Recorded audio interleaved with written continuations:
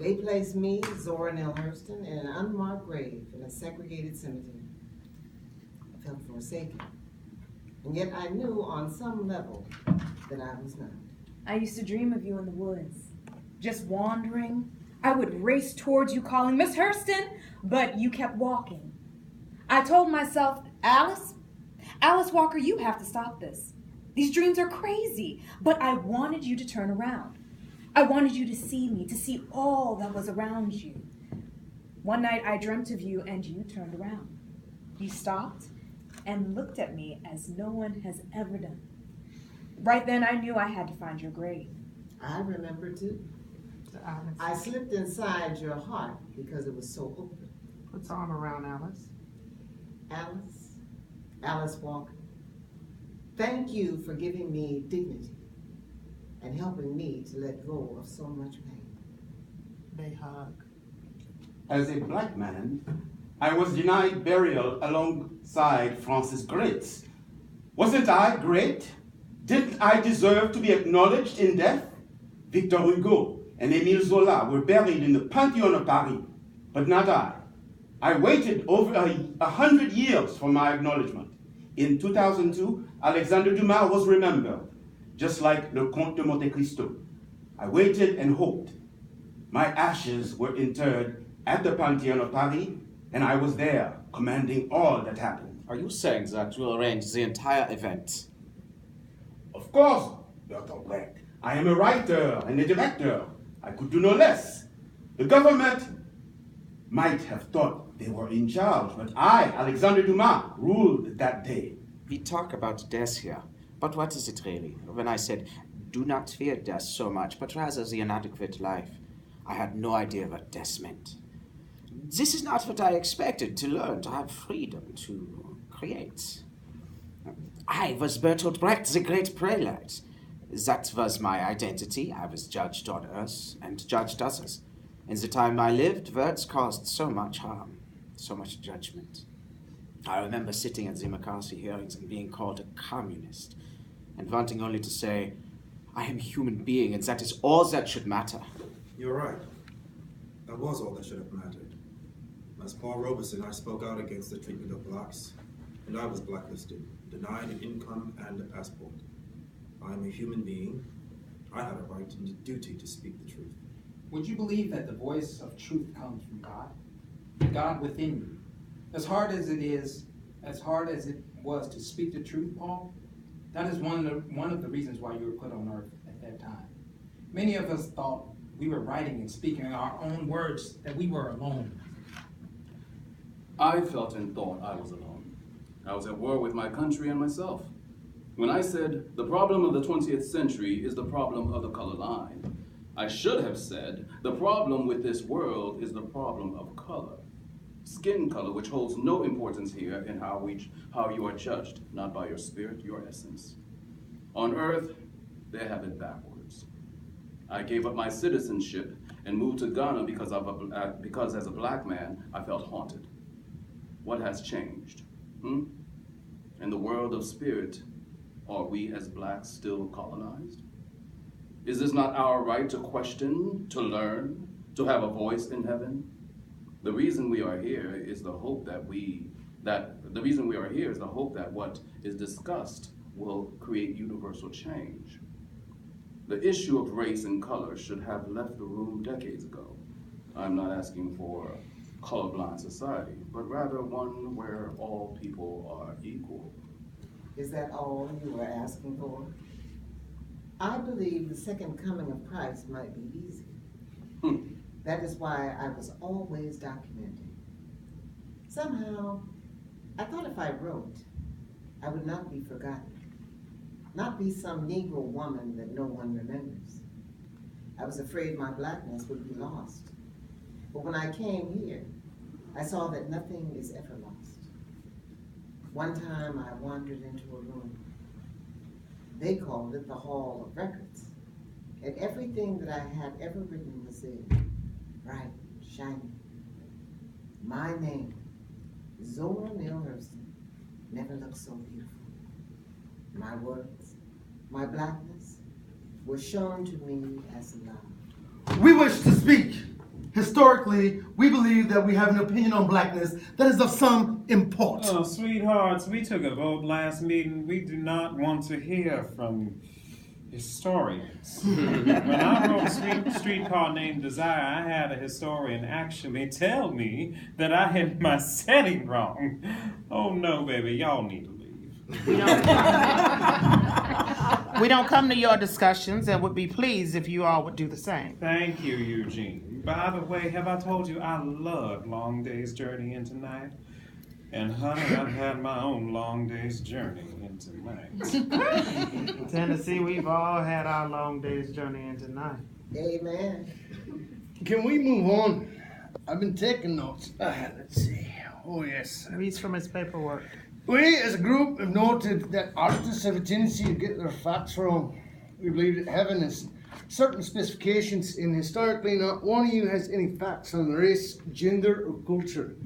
This is coming from the man that said, and I quote, "I am apt to suspect the Negroes and, in general, all the other species of men, for there are 4 or 5 different kinds, to be naturally inferior to the whites."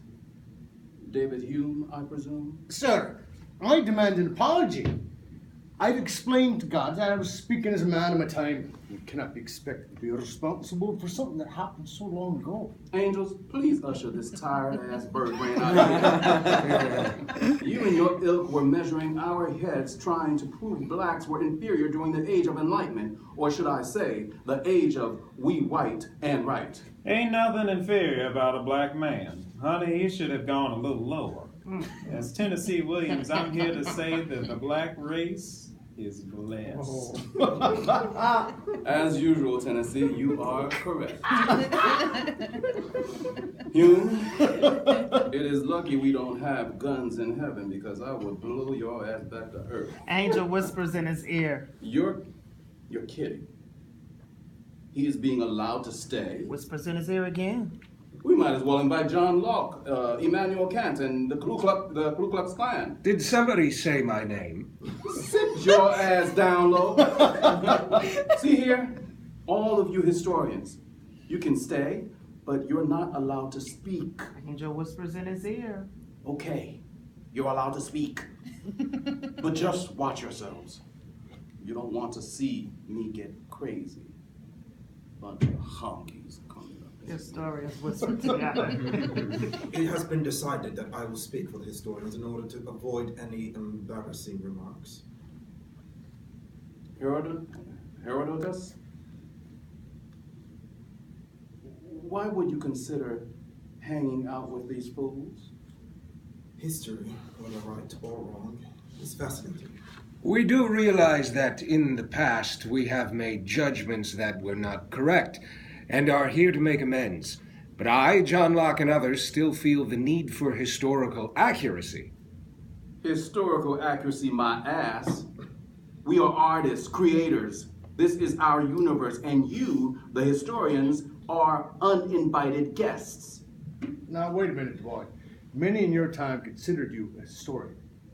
My dear Ishmael Reed, I was and am a creative mind, and yes, a historian. However, I understand that history is subjective. I've read your work and know that you can take history and turn it every which way. I am a cowboy in the boat of Ra. I bedded down with Isis, lady of the Boogaloo, dove deep down in her horny, stuck up her Wells Fargo in daring midday gateway. You know, when you first wrote that poem, a lot of us up in heaven were shouting down ideas. I believe Scott Joplin placed a line or two in your head. Joplin is a member of the ancestral choir. A line or two. Starts playing the piano and reciting poetry. I am a cowboy in the boat of Ra, lord of the Lash, the Loop Garou Kid, half-breed son of Pisces and Aquarius. I hold the souls of men in my pot. I do the dirty boogie with scorpions. I make the bulls keep still, and was the first swinger to grape the taste. Beautiful. I wrote opera. Everyone said Scott Joplin just does ragtime. Up here, I do and play anything I please. On Earth, they did my opera Tremonisha in 1971. Up here, I was greeted by a performance of my opera in 1917. It took over 60 years for them to get it right on Earth. It took me a few decades of whispering, but finally they heard, and Tremonisha was performed. Ishmael, remember your opera, The Wild Gardens of the Loup-Garou? I was staring over your shoulder, hoping you would add a line or two that I was singing in heaven, and you did. Yes, sir. Plays the piano. You did. I always wondered why the lines for Wild Gardens of Loup-Garou came so easily. We are all connected and here to make history, to awaken minds to profound knowledge housed in Blackness. I noticed that many of you have put a list of questions that you would like me to answer regarding my thoughts on Black theater. I also noticed that the list in the suggestion box includes many questions that are unprintable, even in an uncensored heaven.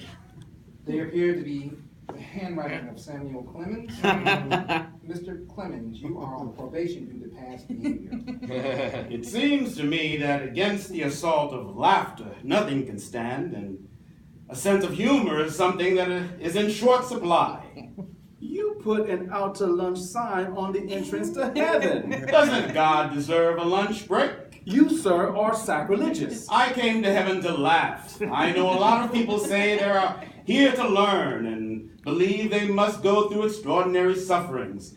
But I want to laugh, those belly laughs that you can't control, that remind you how sweet life really is. Then there was the dirty joke contest. The jokes weren't that dirty. There were two angels visiting a brothel. Mr. Clemens! Who do you think told the first dirty joke? God. God's so atrocious in the Old Testament, so attractive in the New, the Jekyll and Hyde of sacred romance. His dirty jokes are better than mine are. I am 2 minutes away from throwing your ass out of here. Once again, to the subject at hand, the black race and why I chose theater to express my thoughts on the race. Zora, you spoke about anger. I didn't think a man could get as angry as I sometimes felt.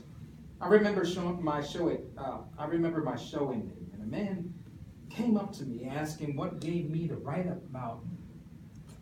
I remember my show ending, and a man coming up to me asking what gave me the right to write about black theater as a white man. That's some shit. You tell me that happened to you? Yes, Ishmael.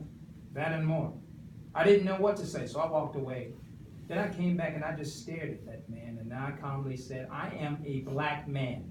This is my right. I am what is known, at least among the followers and supporters of the ideas of Marcus Garvey.